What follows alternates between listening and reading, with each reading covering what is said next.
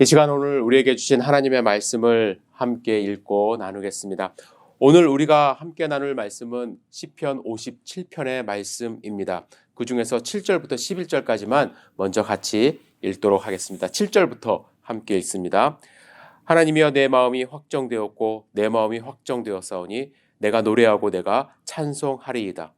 내 영광아 깰지어다 비파야 수금아 깰지어다 내가 새벽을 깨우리로다. 주여 내가 만민 중에서 주께 감사하며 문 나라 중에서 주를 찬송하리이다. 무릇 주의 인자는 커서 하늘에 미치고 주의 진리는 궁창에 이르나이다. 하나님이여 주는 하늘 위에 높이 들리시며 주의 영광이 온 세계에 높아지기를 원하나이다. 아멘. 오늘 주실 말씀을 기대하며 잠시 기도드립니다. 전능하신 아버지 하나님, 이 시간 주님의 음성을 듣기를 원합니다. 주님의 말씀을 마음밭에 새길 수 있도록 인도하여 주시옵소서. 사람의 부족한 말과 생각은 예수 그리스도의 십자가로 가려 주시옵소서. 오직 주님의 복음의 말씀만 들을 수 있도록 인도하여 주시옵소서. 이 시간을 온전히 주님께 의지합니다. 예수님의 이름으로 기도드렸사옵나이다. 아멘. 여러분들 지금까지 사시면서 혹시 이해되지 않는 상황, 그리고 너무나도 이 답답한 상황을 경험해 보신 적이 있는지요? 저는 아주 잠깐이지만 정말 황당하고 답답한 상황을 경험했었는데 잠시 제 경험을 나누고자 합니다. 제가 2009년에 필리핀에서 안식년을 지낼 때 일입니다. 마닐라 시내는 출퇴근 시간 외에도 시도 때도 없이 정말 차가 많이 막힙니다. 그래서 교통 지옥이라고 이제 보통 표현을 하는데, 하루는 시내에 볼 일이 있어서 시내에 갔다가 오는 이제 길인데 정말 너무나도 길이 많이 밀려 있었습니다. 그래서 그 길을 뭐 어쩔 수 없이 긴장 바짝 하면서 천천히 가고 있었고, 또 그러다 간신히 그 밀리는 구간을 이제 좀 벗어나게 되었는데, 갑자기 이 뒤에 오던 차가 막 하이빔을 키면서 클락션을 울리고 저를 따라왔습니다. 그래서 이상하다, 내가 뭘 잘못한 게 없는데 라는 생각을 하면서 이제 차를 옆으로 정차를 했습니다. 뒷차 운전자가 차에서 내려 저한테 와서 자신이 저기 정차 구간에서 저의 차 뒷 범퍼를 약간 추돌했다고 합니다. 그러면서 자기 차를 보여주는 거예요. 저는 워낙 긴장하고 있어서, 또 저희 차가 좀 오래된 차여서 소음이 좀 많이 나서 전혀 그걸 못 느끼고 있었거든요. 그래서 그 차를 보니까 뭐 기스도 조금 났고, 제 차는 이제 받친 자국도 별로 보이지도 않아서 괜찮다고 그냥 가라고 이렇게 얘기를 했는데, 그 사람이 뭐라고 얘기했냐면, 제가 앞에서 브레이크를 밟아서 자기가 밀려서 추돌을 했기 때문에 제가 잘못을 했다고 이야기를 하면서 자기 차량 그 범퍼 기스 난 거 수리비를 물어줘야 한다고 했습니다. 그 말을 듣는 순간 좀 황당했죠. 제가 수리비를 달라고 해도 이제 시원찮을 판에 갑자기 차를 세우더니 자기 수리비를 뒤에서 자기가 받았으니까 수리비를 달라고 하니까, 그래서 무슨 소리냐, 당신이 내 차를 받았는데 내가 왜 당신 수리비를 주냐, 오히려 당신이 나한테 줘야 되는 거 아니냐. 그랬더니 뭐라고 얘기하냐면, 내가 브레이크를 갑자기 밟아서 자기가 받았기 때문에 다 내 잘못이라고 이야기를 합니다. 그래서 제가 속이 너무 정말 속 터진다는 이야기, 그 상황을 경험했었습니다. 그러면서 순간적으로 여러 가지 생각을 한 거예요. 이 사람이 정말 사기꾼 아닌가. 또 그런 이야기도 들었습니다. 필리핀 지금은 안 그럴 수 있는데, 그 동네에서는 외국인이 이런 상황에서도 불리하게 경찰이 이제 진술서를 쓴다는 거예요. 외국인에게 불리하게. 그래서 제가 잘못한 게 없음에도 불구하고 이제 불안해하고 있었습니다. 그래서 너 당신 경찰한테 한번 전화해봐라, 친구한테 한번 전화해봐라, 나도 내가 아는 사람한테 전화하겠다 하고 서로 이제 전화를 했습니다. 제가 이제 발론티어를 하던 학교에 지인이 있어갖고, 이제 이런 상황인데 이게 도대체 무슨 상황이냐 했더니 필리핀도 안 그런다는 거예요. 저는 필리핀에만 있는 특별한 법인 줄 알았는데 당연히 제가 잘못한 게 없다고 이야기를 했습니다. 그래서 서로 약 5분 정도 전화를 한 다음에 또 와서 무슨 얘기를 하나 보자. 이 경찰이 오면 나도 자신 있게 얘기를 해야겠다라는 마음을 갖고 있었는데 슬금슬금 그 사람이 뒷걸음질 치더니 자기 차를 타고 그냥 아무 말 없이 도망가는 거였습니다. 그 시간이 한 15분에서 20분 정도 됐어요. 그 이야기를 한 시간이. 그 상황이 지금 생각해도요. 정말 답답하고요. 정말 한편으로는 내가 이러려고 정말 필리핀까지 와서 자원봉사하고 있나라는 좌절감마저 들 정도로의 그러한 시간이었던 것 같습니다. 제 그 상황이 정말 답답했었어요. 여러분들도 혹시 이렇게 정말 답답한 상황, 말 통하지 않는 상황, 억울한 상황 경험해 보셨는지 모르겠습니다. 다윗은요, 이렇게 답답한 상황을 뭐 10분, 20분이 아니라 하루 이틀이 아니라 10년 넘도록 경험했습니다. 다윗의 입장에서는요, 사울이 전혀 이해되지 않는 그러한 상황이죠. 다윗이 어떤 사람입니까? 사울 왕과 이스라엘 백성이 블레셋의 골리앗 장군 앞에서 어쩔 줄 몰라 할 그때에 당황하고 있었을 때에 아무도 골리앗과 맞설 생각을 하지 못했을 그때에 홀로 당당히 나아가 물맷돌로 골리앗 장군을 물리친 그런 사람입니다. 다윗은 아마 이 일로 사울 왕에게 평생 고마움을 느끼며 또 감사하는 마음을 느끼며 살아야 한다고 생각했을 거예요. 그런데 상황은 완전히 정반대였습니다. 사무엘상 18장 7절부터 제가 읽겠습니다. 여인들이 뛰놀며 창화하여 가로되 사울의 죽인 자는 천천히요 다윗은 만만이로다 한지라. 사울이 이 말에 불쾌하여 심히 노하여 가로되 다윗에게는 만만을 돌리고 내게는 천천만 돌리니 그에 더 얻은 것이 나라밖에 무엇이냐 하고 그날 후로 사울이 다윗을 주목하였더라. 사울이 다윗을 고마워한 것이 아니라 그날 이후로 질투하기 시작했습니다. 뭐 흔히들 여인의 질투가 무섭다고 이야기를 하는데 아닌 것 같아요. 이 사울의 질투에 비하면 아무것도 아니라는 생각이 듭니다. 사울은 그 뒤로 다윗을 죽이기 위하여 10년 이상을 찾아다녔습니다. 다윗의 입장에서 한번 생각해 보십시오. 이때만 해도 다윗은 어린 신하였습니다. 그를 추종하는 무리 없었습니다. 그를 따라다니는 사람들이 별로 없었어요. 그런데 한 나라의 왕이 자기를 죽이려고 쫓아다닙니다. 그 시간이 얼마나 억울하고 힘든 시간들이었을까요? 다윗은 집에도 들어가지 못했습니다. 어제 우리가 함께 묵상했던 시편 말씀에는 유리하였다, 방황하며 지냈다라고 자기 자신을 표현합니다. 그래서 다윗은 가드로 가기도 했고 광야에 가서 몸을 숨기기도 했습니다.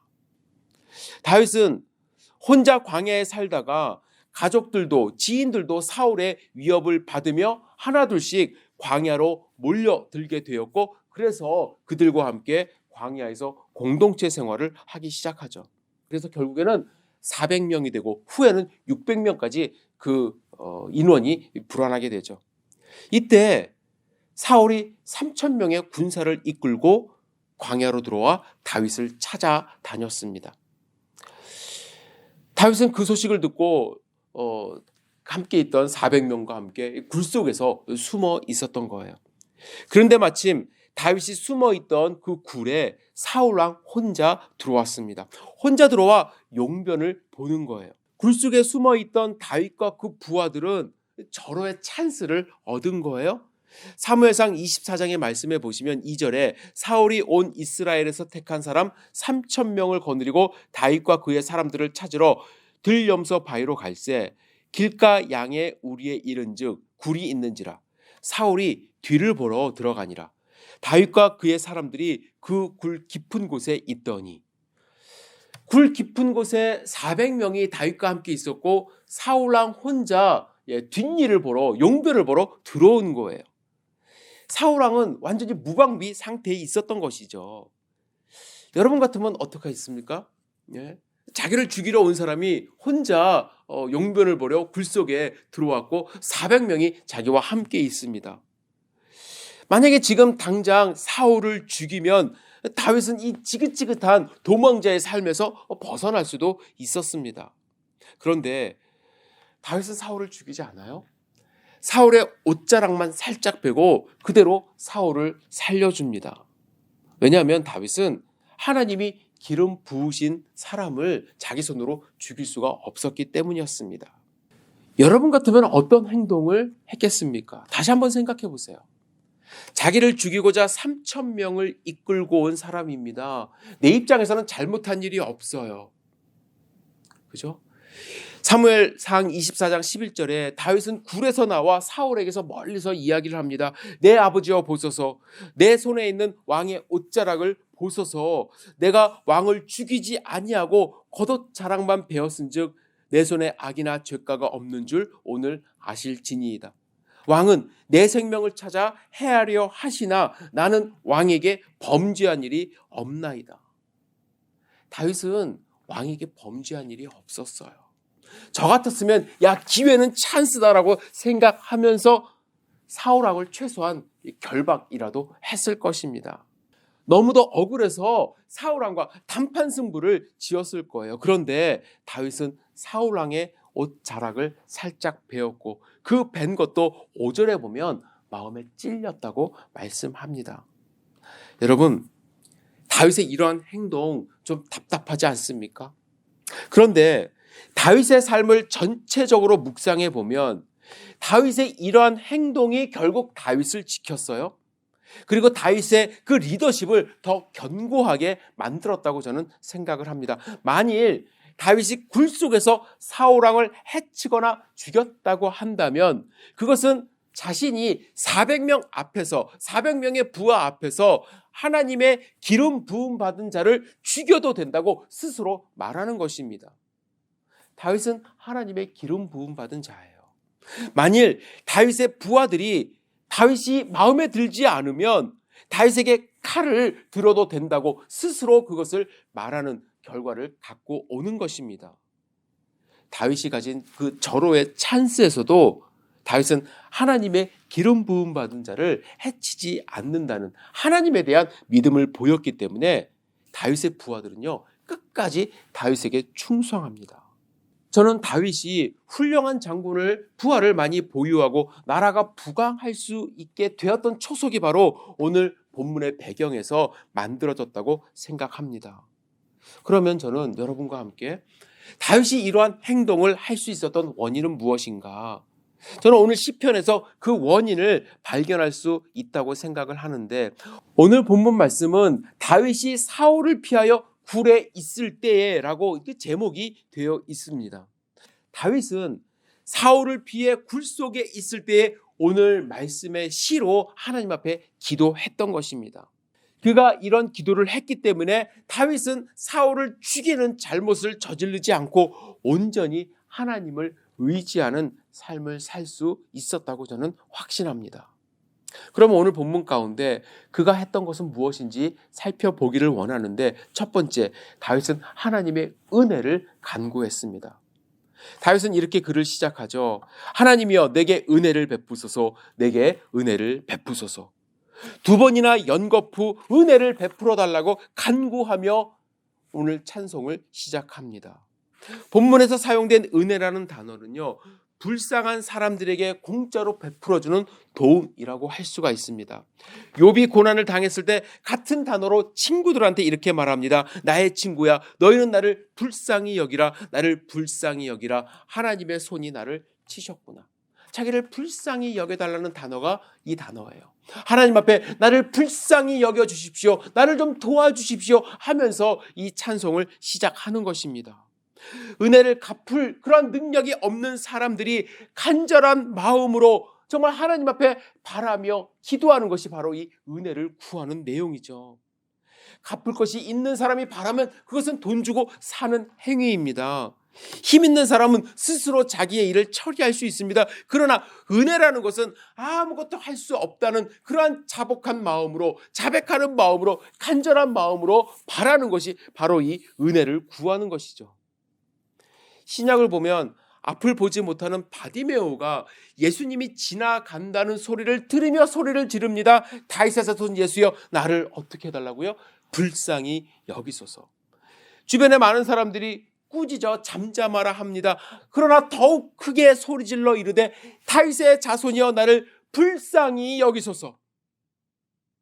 다윗은 소경 바디메오의 그 심정으로 하나님께 은혜를 베푸소서라고 소리를 지르고 있는 것입니다. 간구하고 있는 거예요. 저는 우리가 하나님께 은혜를 간구하는 마음으로 기도하는 것이 중요하다고 생각을 합니다. 우리는 내 힘을 의지하고 내 능력을 의지하는 경향성이 있어요. 아마 다윗과 같은 상황이라면 하나님께 은혜를 간구하며 간절히 기도하기보다 사람들과 함께 전략 회의를 했을 거예요. 우리가 싸워서 이길 수 있는지 계산했을 것입니다. 싸워서 이길 수 없다면 도망갈 길을 모색했을 것입니다. 그러나 다윗은 자신의 이 상황을 가감없이 하나님께 아뢰며 기도합니다. 4절에 다윗은 자신의 상황을 이렇게 표현해요. 내 영혼이 사자들 가운데서 살며 내가 불사르는 자들 중에 누웠으니 곧 사람의 아들들 중이라. 그들의 이는 창과 화살이요 그들의 혀는 날카로운 칼 같도다. 여러분, 우리의 상황을 하나님 앞에 그냥 솔직하게 아뢰는 것이 중요합니다.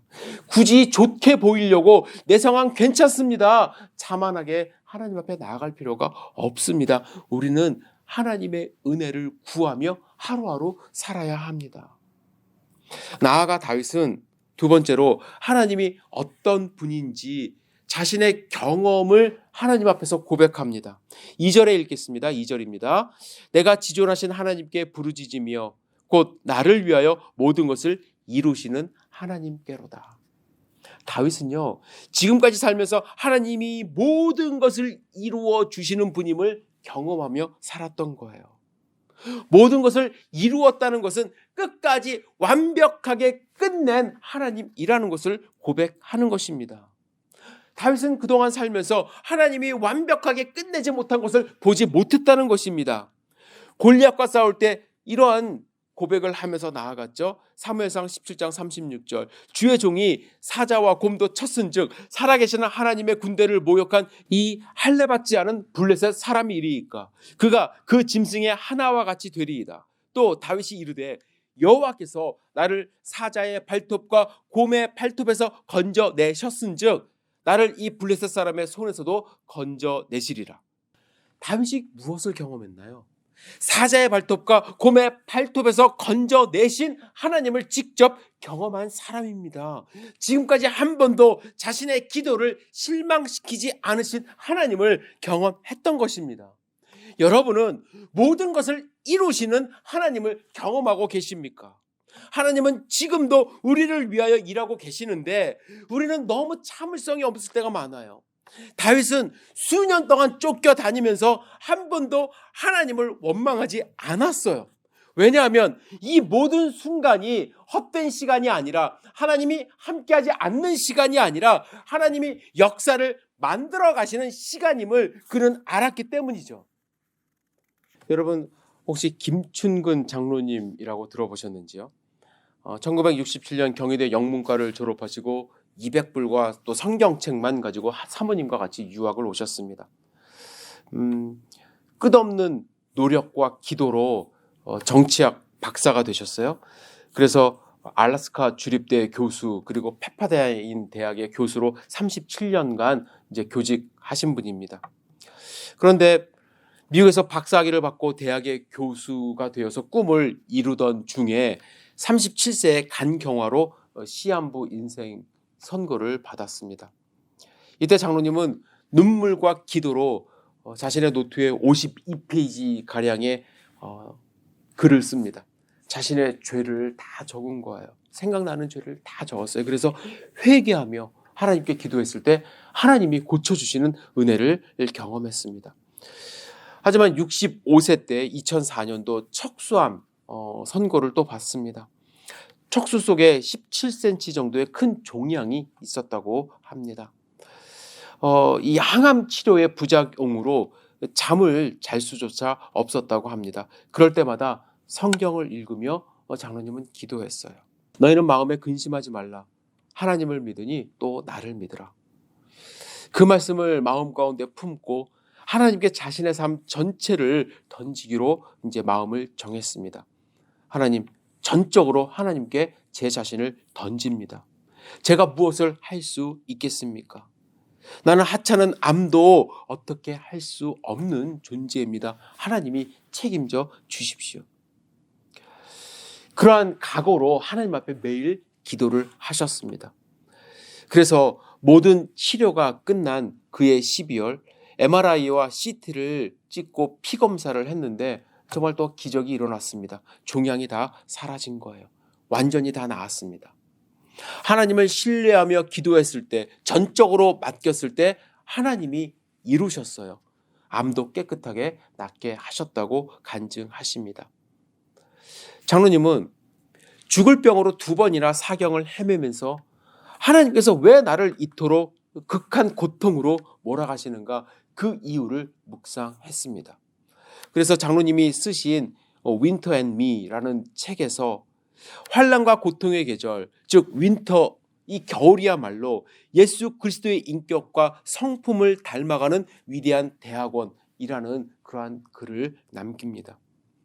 장로님은 사람의 능력으로는 도저히 감당할 수 없는 그 시련을 통해서 고통을 기회요 축복으로 여기는 긍정적인 마음을 갖게 되었고, 말씀과 묵상으로 하나님을 절대적으로 신뢰하는 믿음을 갖기 시작했다고 이야기를 합니다. 왜냐하면 하나님은 모든 것을 이루는 분임을 경험했기 때문에. 다윗은 자신이 할 수 있다고 자만하지 않았어요. 다윗은 위기에서 포기하지 않았습니다. 다만 하나님이 완벽하게 이루실 것을 믿고 하나님만 의지했던 것입니다.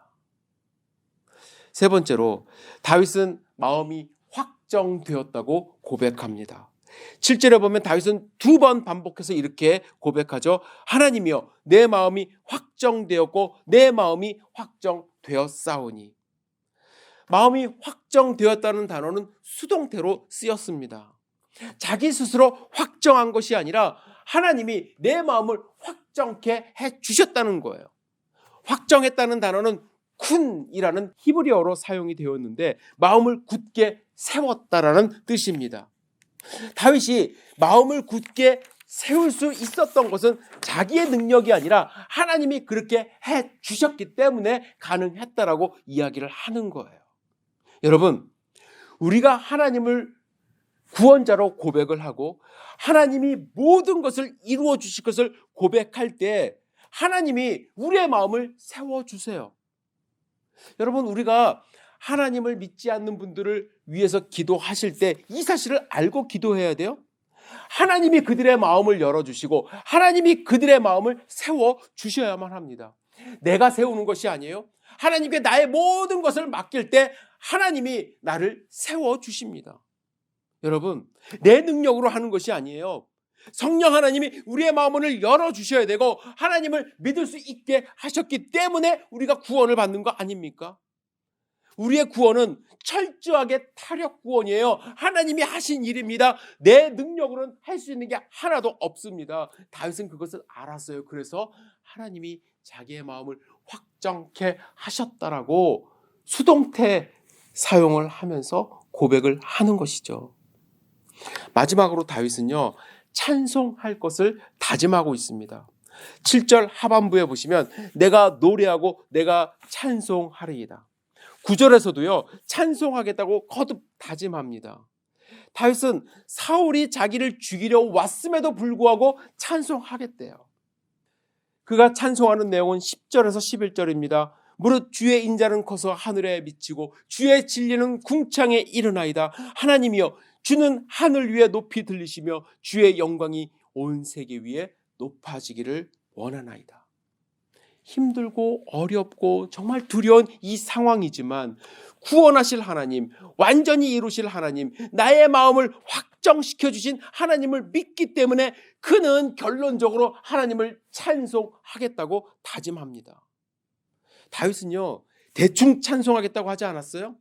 어떻게 찬송하겠다고 이야기를 하냐면 내 영광아 깨어라, 명령합니다. 그리고 비파야 수금아 깨어라 명령합니다. 그리고 스스로 새벽을 깨워 하나님을 찬양하겠다고 다짐합니다. 여기서 영광으로 번역된 단어는 카보드라는 단어예요. 카보드는 원래 무겁다라는 뜻을 갖고 있지만 신학적으로는 하나님의 영광과 명예를 뜻해요. 따라서 다윗은 자기 안에 내재되어 있는 하나님의 영광이 깨어나기를 명령하고 있는 것입니다.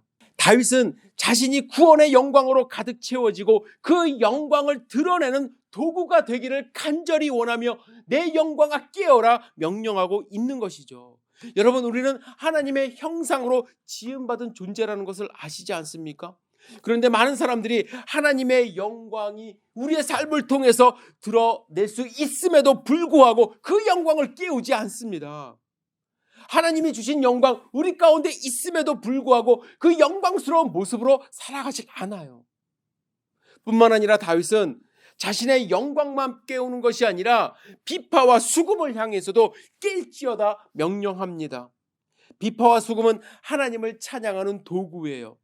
자신이 할 수 있는 모든 수단과 방법을 다하여 하나님을 찬송하겠다고 다짐하는 것입니다. 그리고 새벽을 깨우겠다고 다짐합니다. 새벽에 일어나 찬양하겠다는 것이 아니라 아직 동트지 않은 시간에 자기가 먼저 일어나 새벽을 찬양함으로 깨우겠다고 지금 다짐하고 있는 것입니다.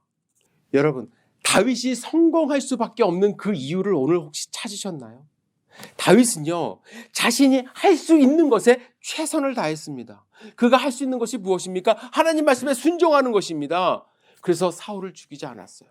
그가 할 수 있는 것이 무엇입니까? 하나님을 찬양하는 것입니다. 하나님께 매달리는 것입니다. 내가 하나님이 되지 않는 것입니다. 그렇다면 여러분과 저도 다윗이 될 수 있어요.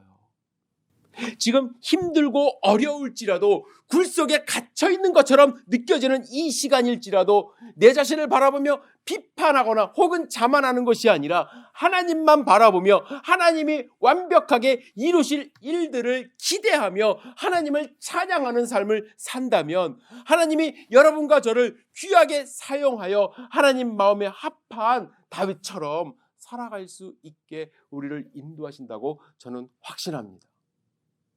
힘들고 어려운 시절입니다. 누구나 함께 경험하는 시간입니다. 사람 만나는 것조차 조심해야 되는 그런 상황이죠. 이 상황 속에서 다윗의 이 시편이 우리의 찬송이 되어 하나님을 높이는 귀한 삶 살 수 있기를 주님의 이름으로 축복합니다. 기도하시겠습니다. 전능하신 아버지 하나님, 우리의 삶을 온전히 주님 앞에 올려드립니다. 때로는 답답하고 힘든 시간들이 있다 할지라도 오직 주님만을 바라보며 주님을 찬양할 수 있도록 인도하여 주시옵소서. 주님을 의지할 수 있도록 인도하여 주시옵시고 주님이 모든 것을 이루실 것을 확신하며 주님을 찬송하는 삶을 살게 도와주시옵소서. 예수님의 이름으로 감사하며 기도드렸사옵나이다. 아멘.